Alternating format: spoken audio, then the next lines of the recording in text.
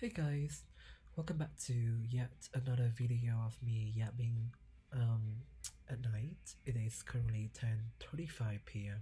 Just turned 35 p.m. Um, it's a Saturday, and which means I only have tomorrow before I actually go back to school. I'm actually on the bed right now. I'm actually was about to sleep, but I tuned in one of my favorite songs of all time. It's called All Flowers in Time, Bend Towards the Sun. I am actually playing in the background right now very slightly. That is by Jeff Buckley and Elizabeth Fraser. I'm gonna post like a video of that song in the comments. It's a really good song. It's really good. The melodies, the songwriting is absolutely incredible. And I keep hearing the song like over and over and over again, um, with me being in very two different stages. When I first discovered the song, I originally only thought it was about just finding the right one for you because that's what the lyrics say. Like if you don't think you can find someone, like there would be one for you because all flowers in time bend towards the sun. But I was being a bit confused. Like, what did it mean by all flowers in time bend towards the sun? So I was still stuck on the concept that eventually we're gonna find someone or not someone if love is not meant for us basically, but we all learn to kind of like condone it. We all learn to accept it as time kind of progresses by, and I only kept that mindset to only love. But then recently I've been in like a distress still now about finding a good job, a job that I like, that pays me well, that gives me that sense of satisfaction, of like an ego right now as like a Gen Z in a very successful era of young people. They are fucking brilliant.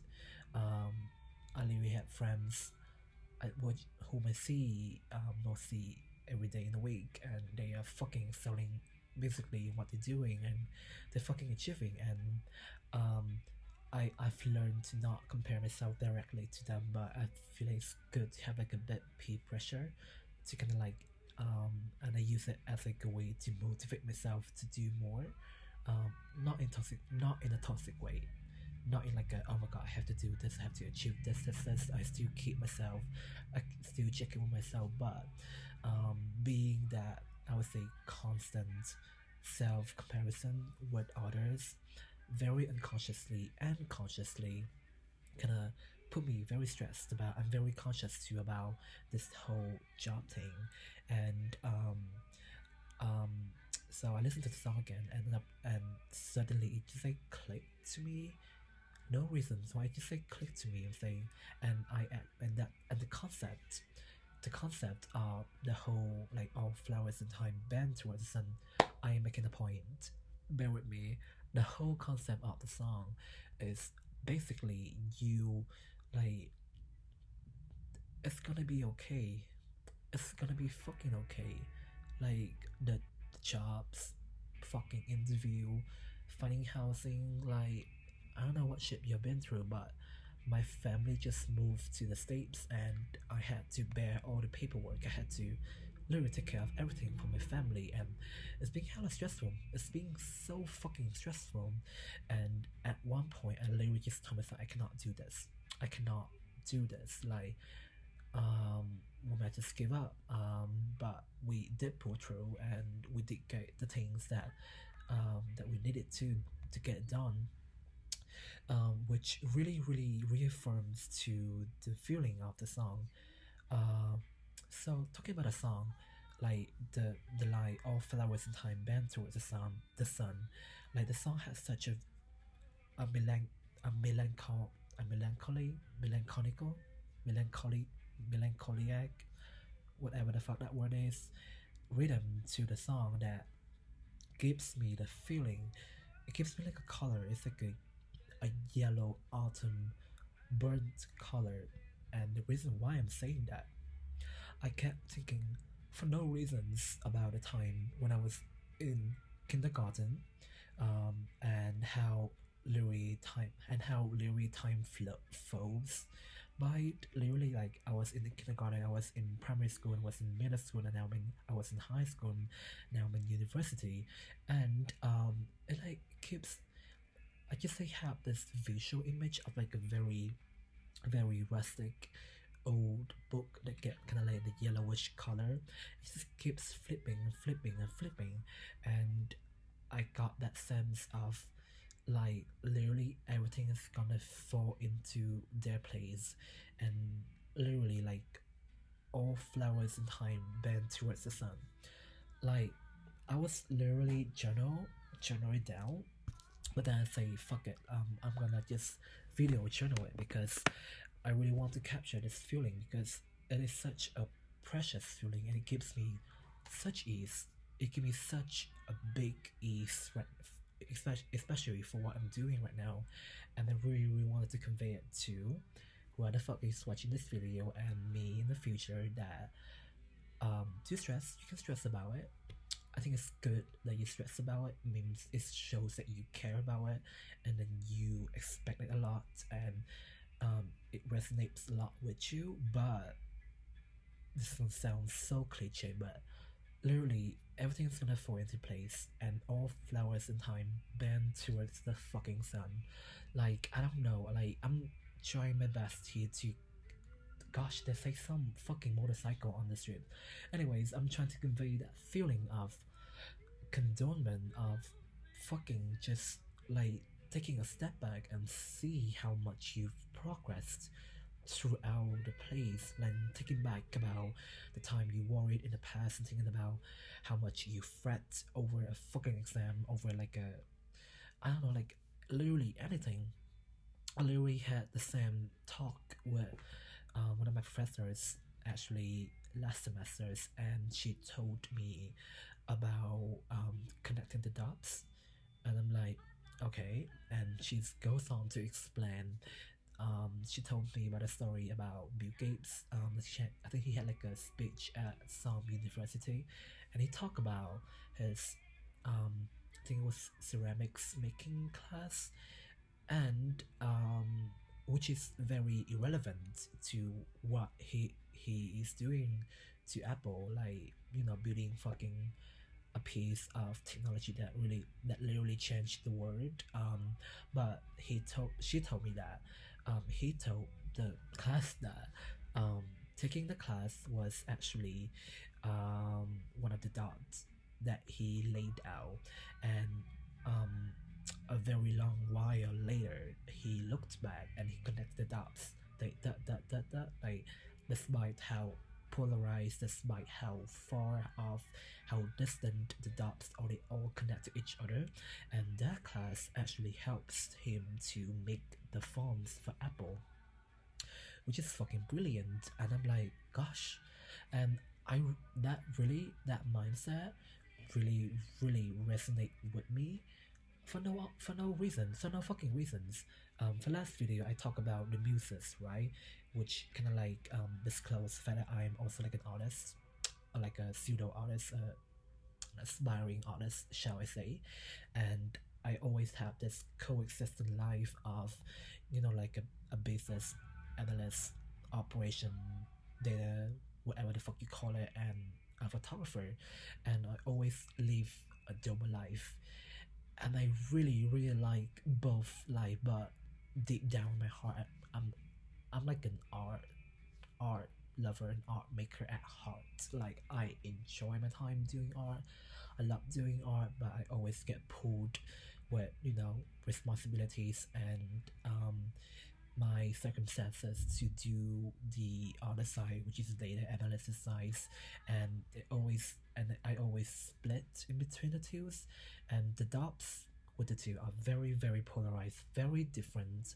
There is not even one single time when they complement each other that big, like yeah, like literally, like not even not even a single thing of them complements each other, like not at all. So I always have to. I usually joke to my friends that I exercise both of my brain hemispheres, so they always get really exercise well and well balanced basically. But going back to my points here, like so I was literally like fretting. I still have that doubts that oh gosh, what if all of the things I do now is fucking meaningless because I literally saw a video like Instagram reel on TikTok, Instagram reel, not TikTok. Fuck, I don't know what I'm talking about. On Instagram reel, there was a girl. She like show us like in the beginning of the video, she was like, "Oh, I always wanted to be an archaeologist." I'm like, "That's dope."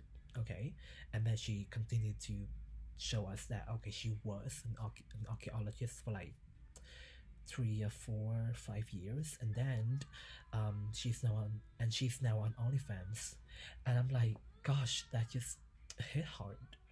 Like it really gives me to it really like I know that life is not fucking fiction, like you don't just get the results because you work hard or you get this and that. Like I don't know, this really contradicts to the whole fucking thing of the song and the mindset I was literally telling you about. But I think what I'm trying to say here is that I don't know. I think that like we know that things could fuck up and they will fuck up for sure, but because we don't know it yet. And to that girl I saw the video, I'm very sorry that you cannot do what you love doing, but maybe this is all part of the plans. Like I don't know, maybe you are set for something more grandeur. Maybe you set for something more fucking awesome. Like you not just here doing this fucking assignment.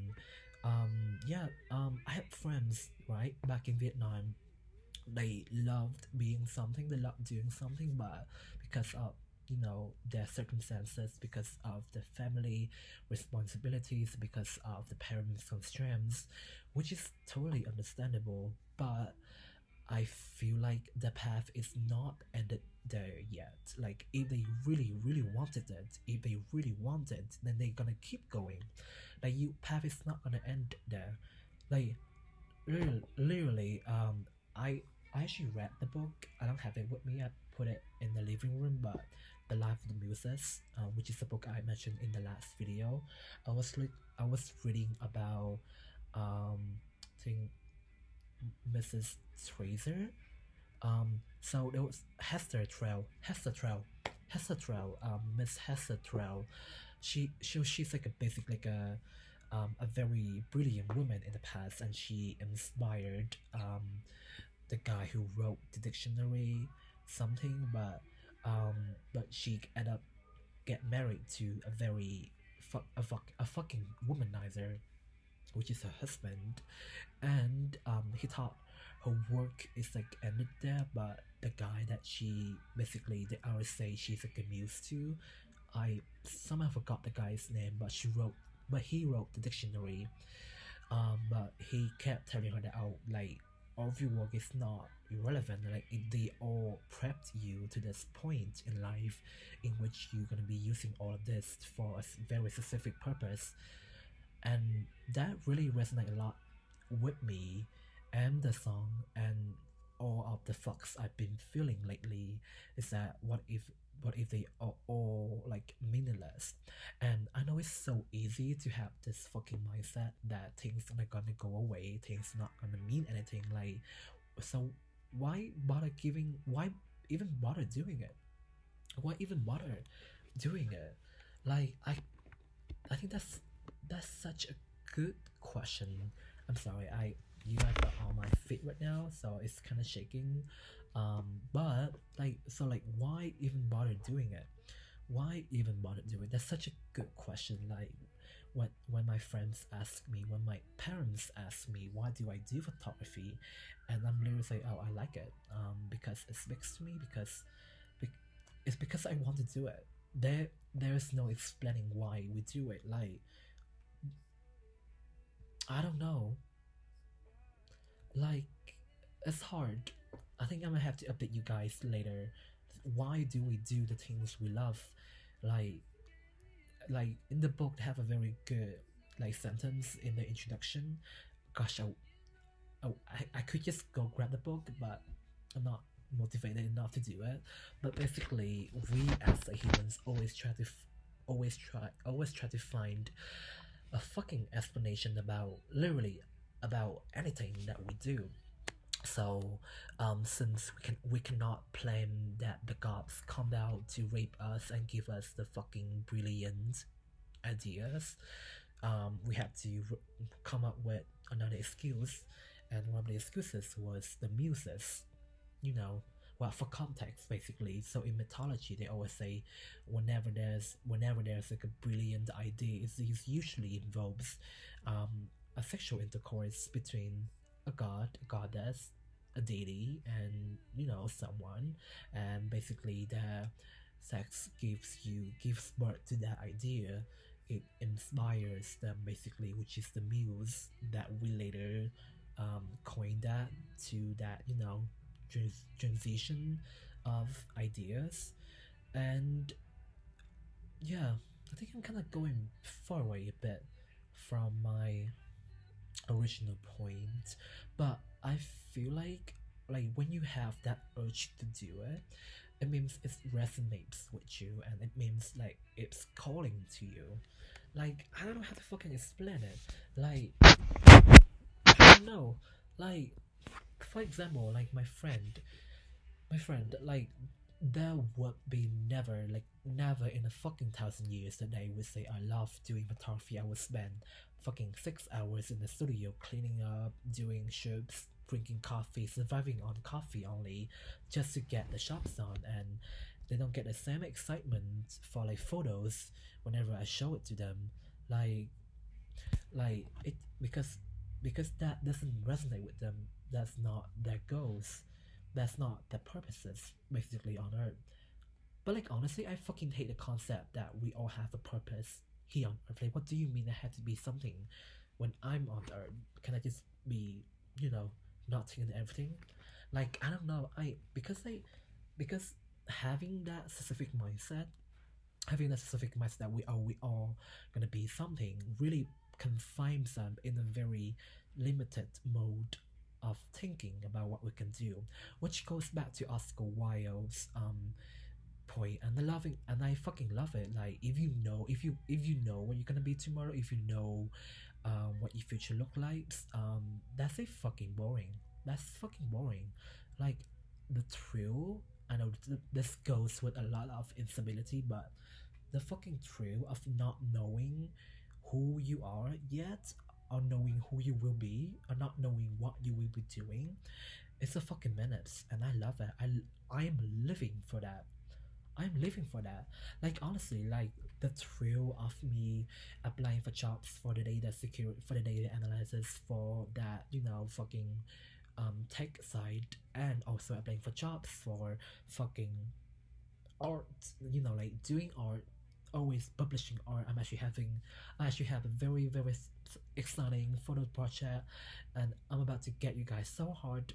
So like having both that mindset going on, like, oh, I can always get a job in the fucking data, but what if I get a job in the art, and it will basically change my mind forever, forever. And yeah, like, it's not really about destination, but it is about your decisions. Like, if you just give up on it, if you just give up on it, there would be never, no, not like, there will be like no chances for that reality to become one. But if you just give them like a chance, there could be some chances, and I would take that.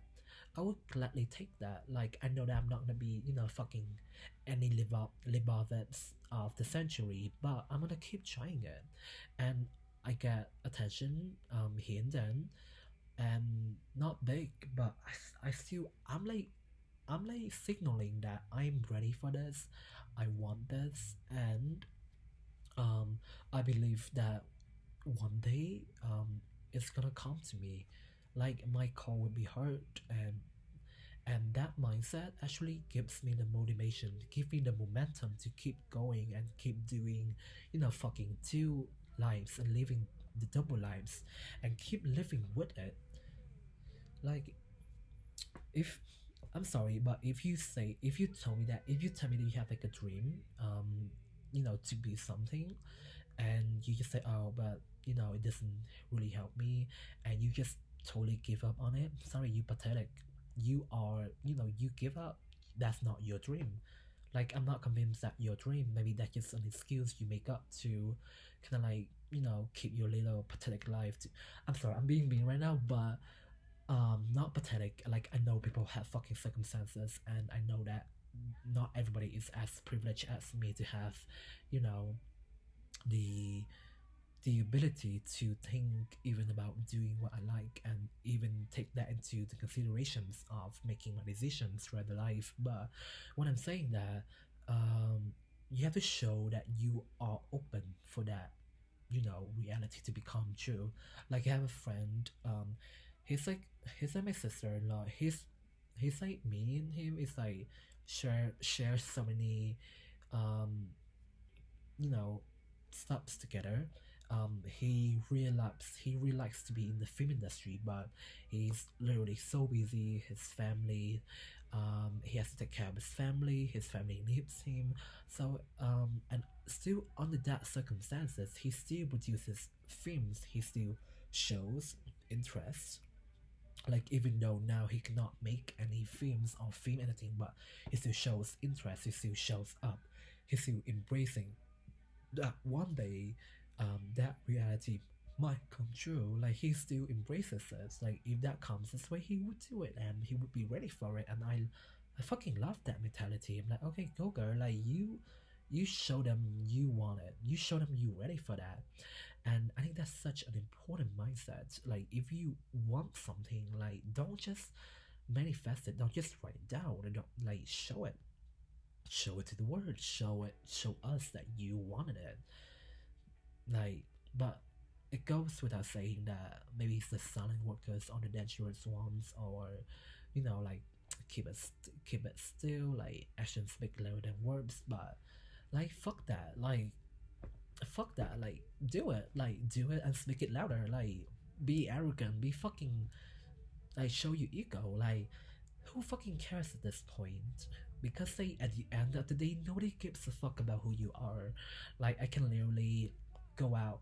I always on the set. I'm like, this is Vogue, this is Hubbard Bazaar, this is everything that the world aspires to be. Like, I be going down there. I'm saying, my friends, that I be the next Vogue. I buy Vogue and change it to my last name.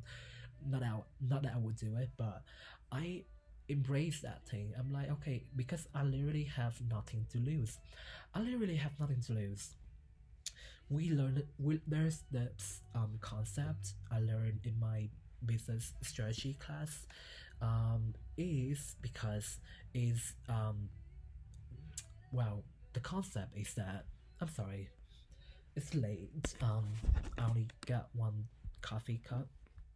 Yeah, I only get one coffee today. So, but anyways, the concept is that why why are most new inventions usually be with the new entrants in the market? And I used to there like, wait, duh, what the fuck? I mean, they come up with new stuff, so they're gonna be selling it. But why? Why is it always them? Why is it always some random ass name just say pop them saying, oh, we have some brand new fucking design, and the world is gonna be bowing down to them, and they're gonna leave the old, brands to use the new ones. And the answer is that the new players, they have fucking nothing to lose. Okay, here's a very quantitative example. For example, brand A, I cannot think up a brand right now for no reason, but basically, like, a brand that's been in the market for so long, they have built a fucking empire with what they're doing. So when there's like a new with the same innovation, um, they would be very very picky about it, because if the new innovation costs them a lot of money, but the money it brings back, is either equal or doesn't match the money, the gosh, my accent, the money that the old inventions is bringing to them. So with that, they we have literally no incentives to produce out to innovate the new ones versus the new engines. I don't know if I'm making sense now, but I'm making the point. I'm getting there. The new engines, they have nothing to lose, so they be coming into the market. They have okay, we have this new fucking innovations. They lay it out on the table because they have nothing to lose. They don't have that opportunity like last, where they show that innovation, which caused the old ones to diminish to basically not making as much profit as they did because of the new innovation, the new engines, the new players. They have nothing to lose, and we are the new players, and we all have to accept that at one point we're gonna be becoming the old players. But at this point, it's our turn. It's our turn to be the new players, and you gotta show it. You gotta do it. You got to do it. Like, show yourself. Like, bring yourself out there. Like, show it to the world. Like, just say do it. Like, fucking do it. Like, I don't know what to tell people. Like, I had friends coming to me and they're like, "Oh my god, how did you do it?" Like, I just do it. I don't think. I mean, I do think about it, but I do it. I fail and I just get the fuck back up because I have nothing to lose. Honestly, no one at school gives a fuck about me as a student, as an international, as a Vietnamese international student, queer. Like, nobody gives a fuck about me because, and nobody gives a fuck about anybody. Even being honest here, like we as a human race, we as a human in the rat race are all trying to get recognized by the peers. Like, we're just trying our best here. Like, honestly, like I talk to my friends, I'm just, oh my god, I'm so tired of this fucking shit, we and they also got that same feeling, and we just like sat there and talk for like hours about fucking some random shit because we just kind of like divert away. Like, I don't know. I think I think the video is getting a bit too long. It's up to the point that I'm kind of talking a bit nonsense right now. But one last sentence: all flowers in time bends toward the sun. So do not fret. Do not fret.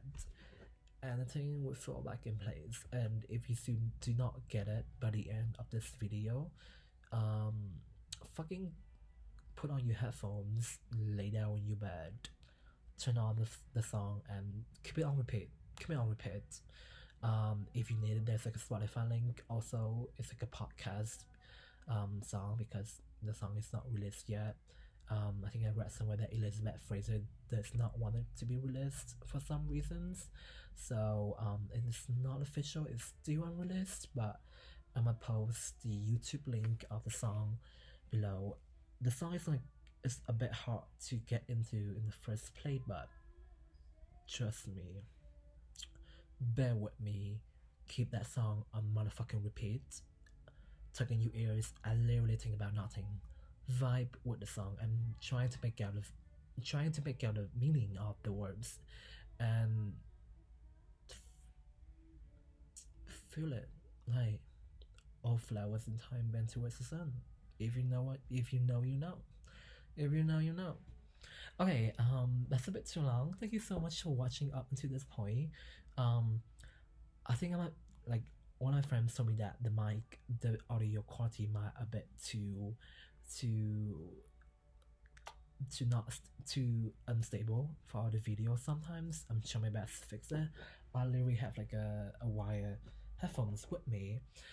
I listened to the audio sound, but the mic, I fucking sound like I was in a room, and because it records every minute detail of my voice, my and my swallowing the thingy, and it feels icky to me.